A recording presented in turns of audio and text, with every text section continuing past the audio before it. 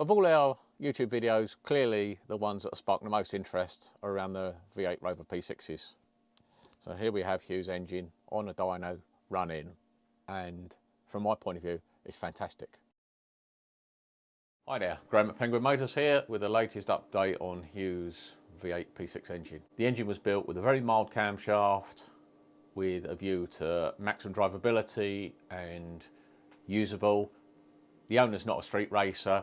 He doesn't want to scream out at the high revs, so we built it to be gutsy low down. In a moment, we're going to do a couple of dyno tests. We're going to start out, load it up, rev it to 51, 5200, and see what numbers it makes. So we've got a finished product here, obviously ready to be put back in the car. Has there been many changes since our last video update? There's been a couple. We did have an issue around the camshaft. You might remember from the earlier videos how we had to alter the cylinder heads to accept the valve springs that were supplied for the cam. In my opinion, the springs that are supplied were way over the top for what was required. And when we first ran the engine, we had issues with the hydraulic lifters not rotating. To that end, we actually partially stripped it, put another set in, changed the push rods. Still, we had an issue with the lifters not rotating. So unfortunately, we then had to partially dismantle it. Whilst it was still here on the dyno, we pulled the cam out, and whilst it did have a cam that was sourced from America, this time I sourced a cam from Newman in the UK. Their phase 1 profile, the first stage upgrade, and fitted that, along with removing the inner valve springs to lessen seat pressures, and therefore give the cam and followers an easier time. Without doubt, the cam I fitted is a little milder, but knowing the client and knowing how he's going to drive the car, I think for the sake of a few less horsepower numbers at the top, we've got the right cam in it. At the moment, we're just warming the engine up. You can't load it up until it's properly warmed. So here we're monitoring oil pressure, the water temperature, air temp, and the oil temperature.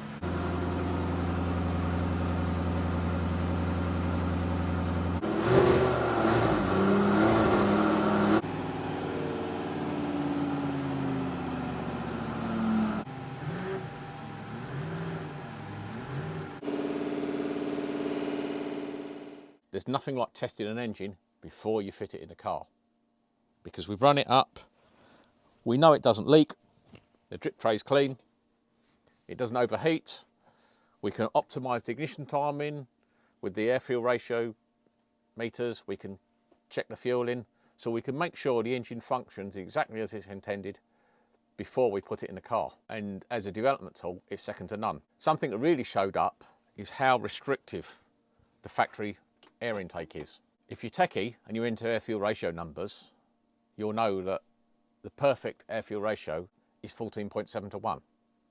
That's 14.7 parts air to 1 part fuel. That is the kind of air-fuel ratio that vehicles with catalytic converters run on. But it's not the best for power. When we run this engine without the airbox at full throttle with the needles we currently have in, it was running at that same 14.7. which is too lean for full power.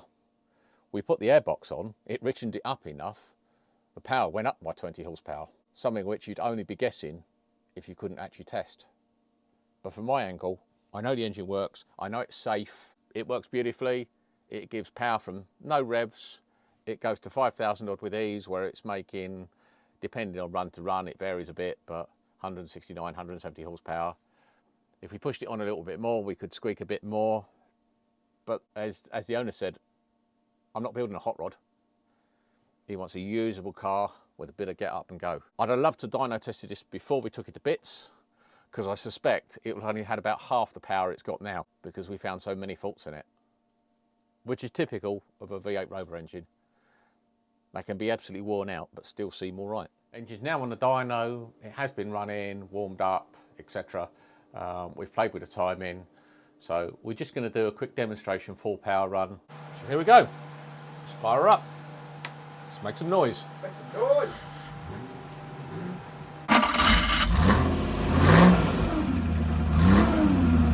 So we're now going to apply full throttle. The dyno will stabilise the engine revs I press the auto test button, the dyno will release the brake, let the engine rev to preset RPM, which in this case is 5100 RPM, and it will then slow the engine down again, release the throttle, turn it off, and we will have a test run. Okay, yeah.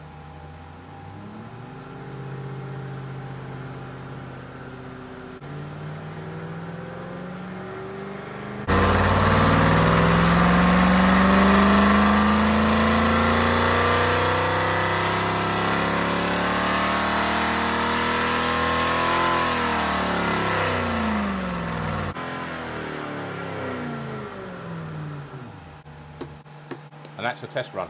The computers received the data from the dyno, and we can now look at the test. And that's what it made on the first pull. So we pulled out 168 brake horsepower at 4,900 RPM. And we had a peak torque of 202 pound-foot.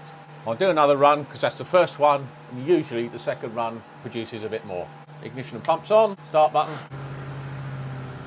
full throttle, dyno stabilise the load.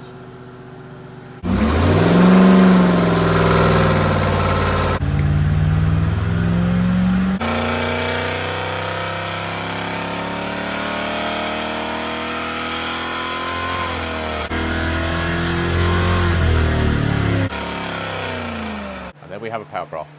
We can overlay other tests, so we can do back-to-back tests, back-to-back changes. No two runs are ever exactly the same. There's always a slight difference. This makes it look a lot, but that is 200 pound-foot there, and that's 202. It's a living, breathing thing in so much as temperatures affect it.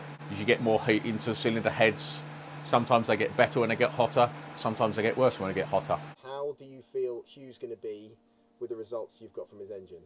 I think he's going to love it. I think he's absolutely going to love it. It looks completely standard, like it needs to, for him to take it back into the States, and it's clearly healthy. And it's been quite a journey. Like I say, we started work on this engine long before COVID happened, and with no intention to actually install a dyno. The dyno came along and we've managed to get it up and working, and this isn't the first engine I've run on it, but this is the first client's engine. And it's great to know that it's set up properly, it works. These SU carburetors in particular are very finicky, very difficult to get right when you modify an engine. If you rebuild a standard one, you could just rebuild it and put it together and put it on, and it will probably work just fine. I say probably because they are fussy.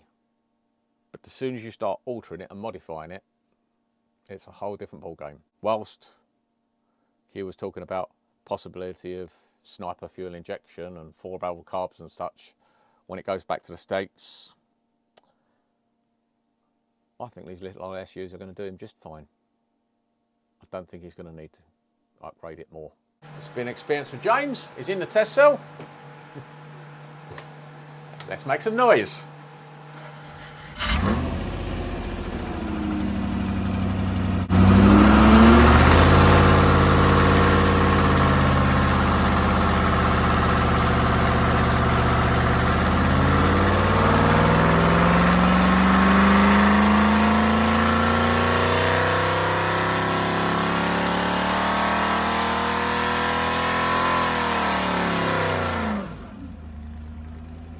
That was the third run. The engine's properly warmed up. We've actually got a smoother power curve. That is what the console actually exports. Basically, an Excel spreadsheet of numbers. Oil pressure, 57, 58 PSI, which is very good for a V8 Rover. That's the oil temperature it was running at.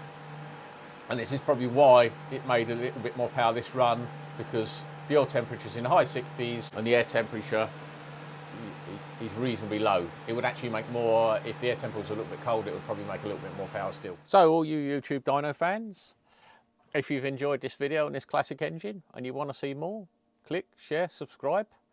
There will be more engines on the way. They'll mostly all be classic engines because I'm a classic guy at heart.